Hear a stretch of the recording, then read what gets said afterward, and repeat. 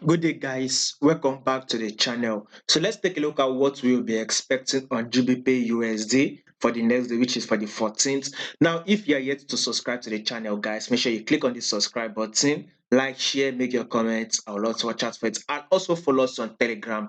I will put the link to our Telegram channel in the comment section. So if you are yet to follow us on Telegram, you definitely want to do that now, and the link to the Telegram channel will be in the comment section. So let's take a look at GBP/USD. First, we can see that this is clearly a bearish move. Market is dropping, right? Now, when you take a look at something on this GBP/USD, you can see that this is a very drop. I mean, this was a movement. Let's start it from here. See it here. This around this level, market was ranging within this level, right? Then eventually, market gave us that bullish move, which broke above it, and now market has now dropped to tap this level. We even broke below it a little, and it came up. But when you go to the 4-hour time frame, it looks like another drop is ready to play out. I mean, this could be a pullback.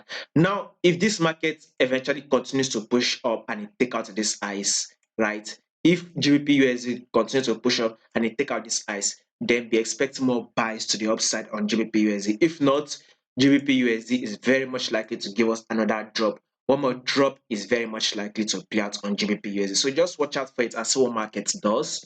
If it breaks this lower highs, this is the lower lows here, this is the lower highs. If GBP/USD can break above it, then expect more buys. But if not, we should see another drop, and the drop will be a massive one. Definitely it will be a massive one that will want to take out these lows.